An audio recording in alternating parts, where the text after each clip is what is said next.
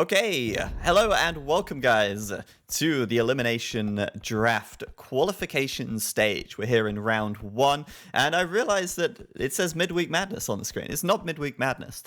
We'll sort that out.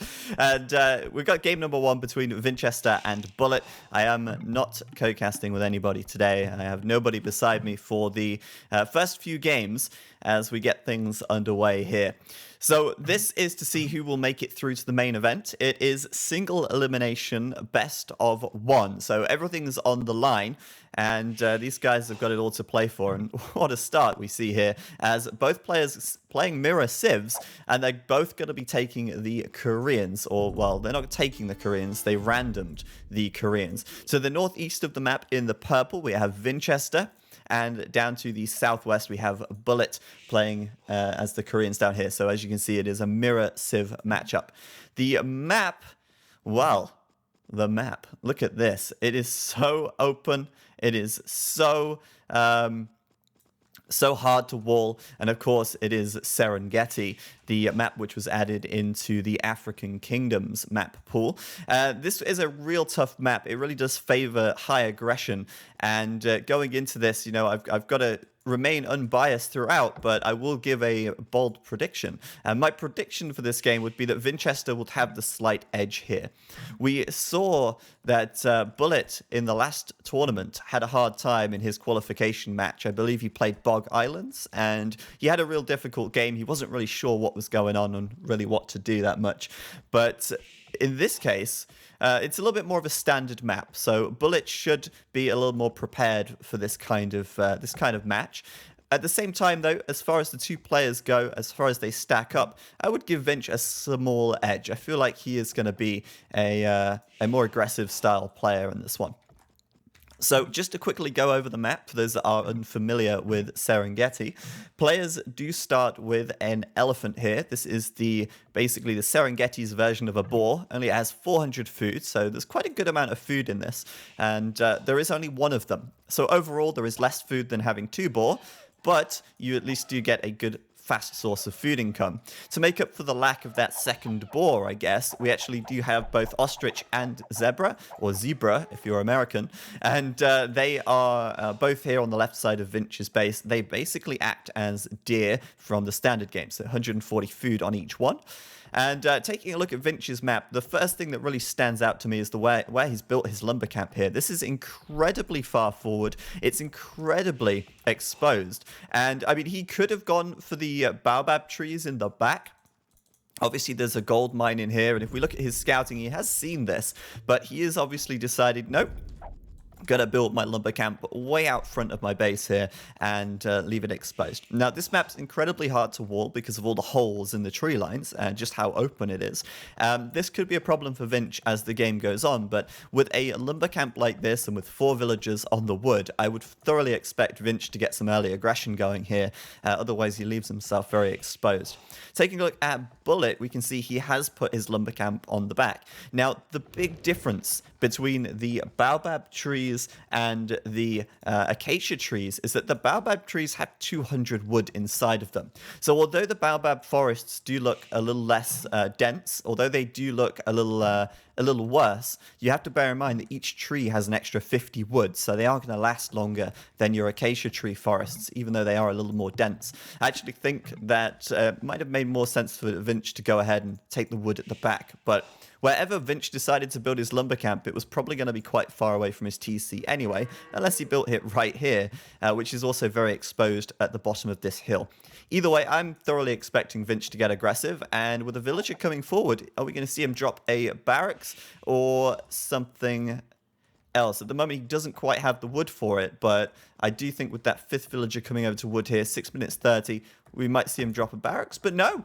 No. He is instead adding a second lumber camp here on the front. Bullet, on the other hand, I want to take a bit more of a look at his map. He does have a nice back berries here, and the zebra patch is very close to the mill as well. So this is really nice if he wants to take the zebra back here. He's also got a pretty decent back gold. I mean, he could try and wall up between these two trees tree lines, but they're a little far away, I guess. Also, another gold here to the west of his TC, which is fairly close, actually. This is probably the better gold mine to go for.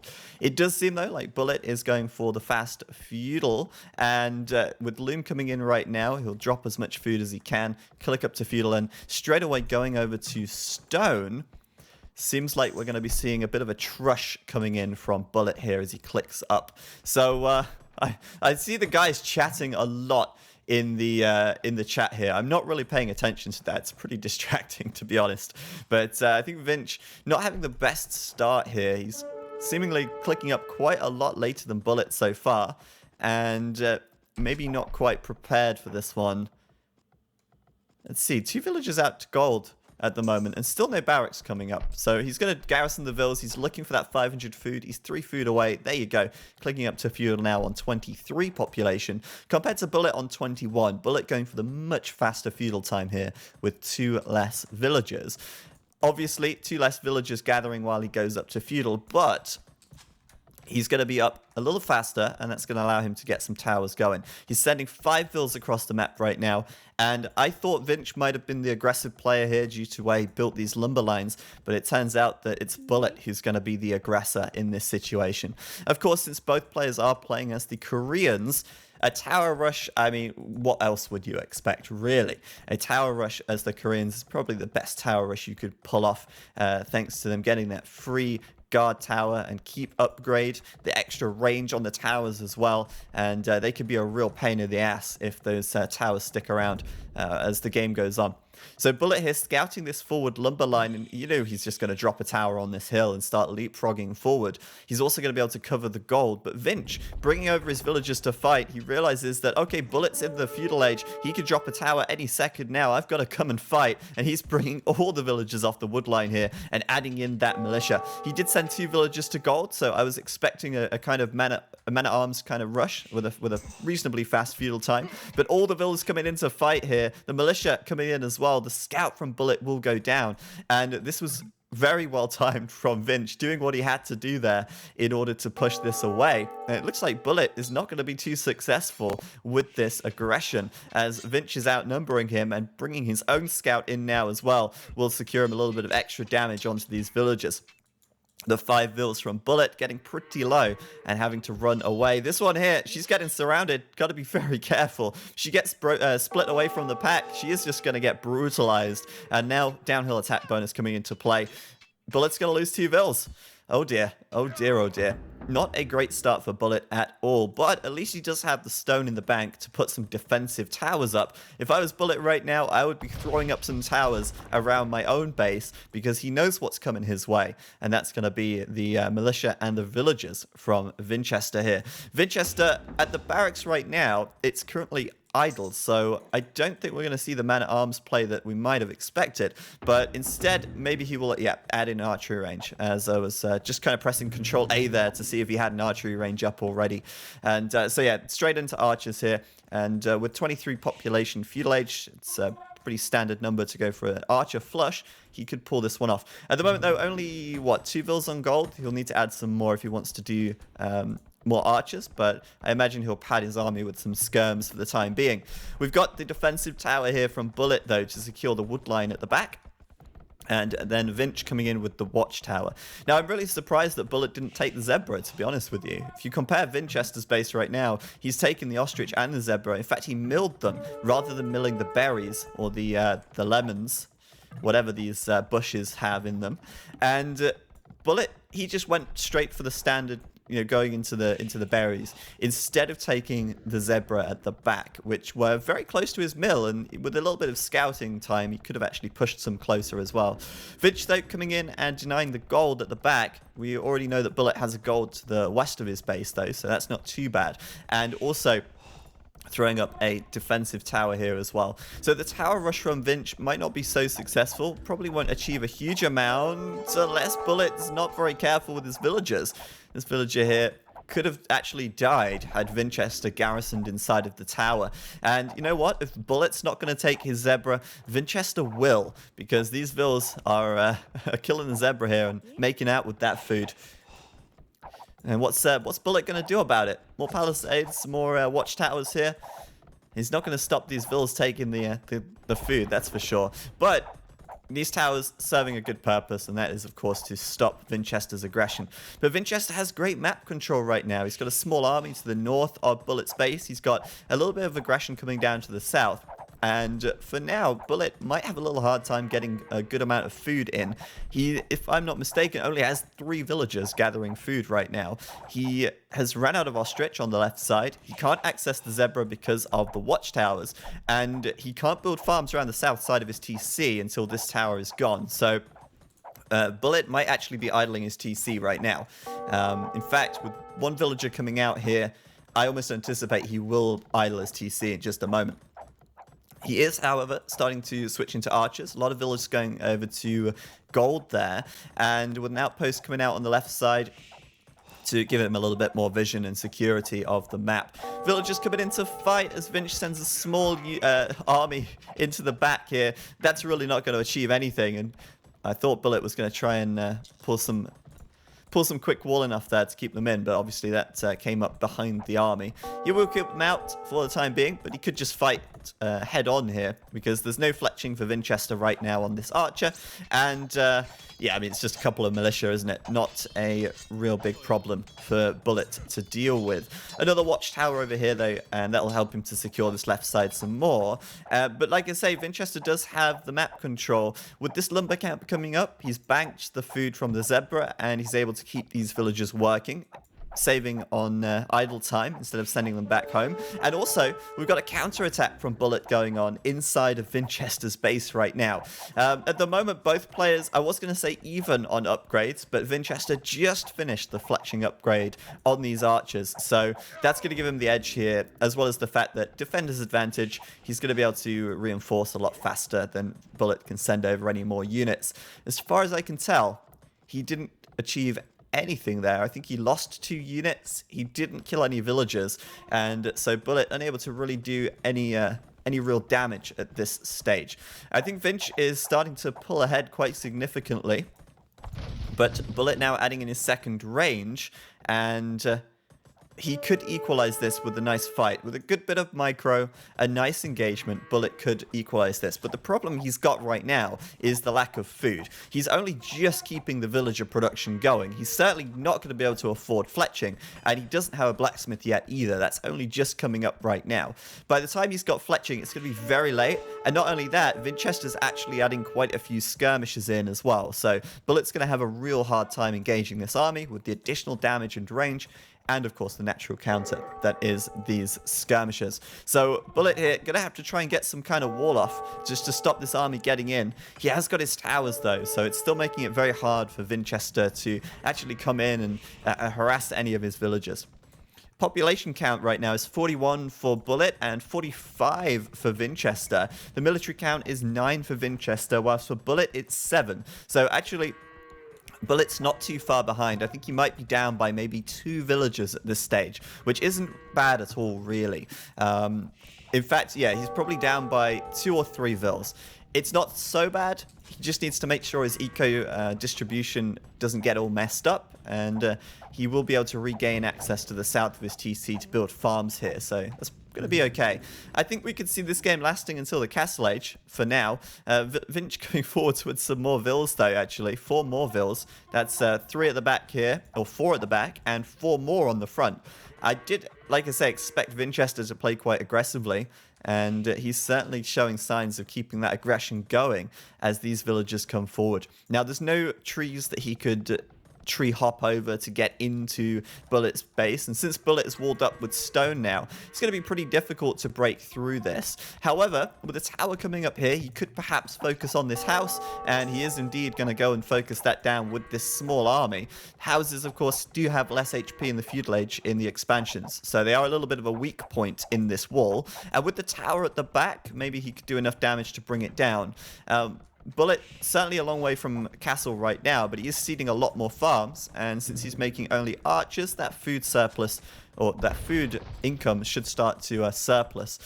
Bullet 50 pop, Vinch on 56, and it does seem to me like neither player can really inflict much damage at the moment until Bullet comes in with the counter attack. Now Vinch hasn't bothered walling up at all here. he's actually going to lose a villager in this wood line. And if Vinchester loses 3 villagers, that's going to put both of these players very close together in terms of economy at this stage of the game. It looks very good from Bullet here as he comes in, and Vinch is wide open to this. He's got a couple of towers, but he doesn't have the wall off that Bullet has. He doesn't have the defensive towers towards the back of his base, and I think we're going to see a couple more dead villagers on this left-hand side now. Vinch not in a great position to deal with a counter-attack at all. He doesn't have the army back at home either, and more villagers now going to die as they run towards the tower here. It looks like he's sending more units back from the front line, and meanwhile, Vinch is unable to inflict any damage with these skirmishes as well. So Bullet actually clawing this one back quite nicely. He still doesn't have great map control, but since Vinch is completely unwalled, he can send a counterattack out whenever he likes. Question here is, what's the food count looking at like? Vinchester on 366, Bullet on 154. So we would expect Vinchester to be able to hit the castle age a little faster here. And with the towers from Vinchester continuing to come up around these wood lines, it's making it very difficult for Bullet to actually get a safe wood income. That could be a real problem, especially as these farms start to expire. These ones especially that he built at the start, pretty low on food right now. Bullet then still trying to do what damage he can with this group of archers. It's definitely the right move to make because he can't engage Vinch's army head on since Vinch is making skirmishes only. He's also got +1 defense on these skirms as well, which is going to completely counteract the fletching upgrade from Bullet. Bullet has got +1 defense on his archers though, so all in all, upgrade-wise, they're equal, but Vinchester does have 100% skirms in his army right now, which is making it very difficult for Bullet to engage head-to-head with this army composition. Vinch, more towers, and I think it's really like, it's becoming a war of attrition here, because there's no safe space for Bullet to gather wood at this point in the game. He needs to start taking these towers down and secure himself a wood line. Otherwise, that wood income is just going to completely peter out, and without any wood, he's going to be a bit screwed. That means no more archers, no more skirmishers. It means no more farms, and that's going to delay things even more in terms of the Castle Age upgrade. I think at this stage, Vinch, even with the counterattack that happened back at his side of the map, he is still ahead by quite a margin at this point. Certainly on the way to the Castle Age as well, half the way up right now, 45%, and taking good fights across the map as well. Bullet just not able to stand up to the skirmishers, as I said before, going toe-to-toe with these skirms. It's not working out for Bullet, is it? He's completely hard countered by this army. And that's a real problem, losing a lot of archers on the front, losing some at home as well. And I think now Vinch is going to have a good 10 population lead or more. It's about 8 population lead for Vinch, actually. But with the Castle Age coming in, with the Castle Age upgrade coming in for Vinchester, he's going to be getting that guard tower upgrade for free. No doubt he'll be getting Bodkin Arrow as well. And these towers are going to be lethal. Absolutely lethal for Bullet. So it's a very messy game. There's a lot going on all over the map, and Vinch here just going to clean things up by the looks of things. Bullet running headlong into that army of Vinchester back at home, and, well, down goes his army. 58 pop for Vinch, 46 for Bullet right now, and that is a big problem for him, as he still cannot secure the wood line. The Castle Age upgrade comes in for Vinchester, 10 range on these guard towers, and that's even before Bodkin Arrow is completed. We got a siege workshop from Vinchester on the left-hand side as well, and I've got no doubt he's going to be getting out either a ram or a mangonel just to clean out these towers and start pressuring here from this hill, which could be a very nice position for Vinchester to take once he clears some of these towers out.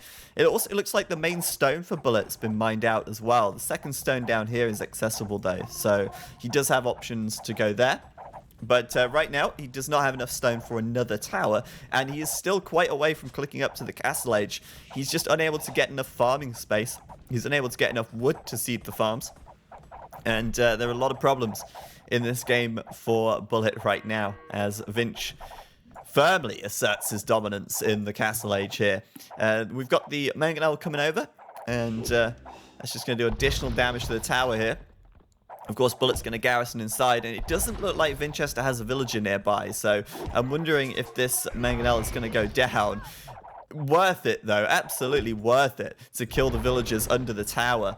Bullet here losing most of his army so far, and now losing quite a bit of economy as well as he desperately tries to keep these towers alive against the superior range, the 11 range from Vinchester's tower now. Of course, he did Bodkin Arrow immediately, wasted no time with that. He's got crossbow upgrade as well now, so he's going to switch into crossbows instead of just focusing on the skirms, which we saw earlier. Although, as I say that, both of his ranges are sitting idle, probably because he was saving for another Mangonel, which he has got on the way up right now, which is 2 Mangonels. It's going to be really difficult once Bullet does hit the Castle Age, if he hits the Castle Age. It's going to be very difficult for Bullet to actually get out Mangonels. He's not going to have enough wood to build a siege workshop, and he's not going to have enough wood to make the Mangonels. And there you go. Too much map control, he says. I messed it up. I fucked it up. And Vinchester there going to secure himself the victory. It seems like I cannot move the camera now the game has ended. So we're just going to have to look at this this group of very wounded villagers over here. GG for Vinch there. He does take the win. And it was a very good game from him. He, like I said, had great map control the whole time. He was able to basically put Bullet into a stranglehold with all of those towers, and Bullet was just not quite able to break out and to do the D. He did manage a couple of counterattacks. He killed maybe 4 or 5 villagers, but it's nowhere near enough. And he did lose a lot of units as well once Vinchester caught up to him with those scurbs. What could Bullet have done differently? Well, he could have built his towers a little further out from his base so that he was able to secure the wood lines a little better.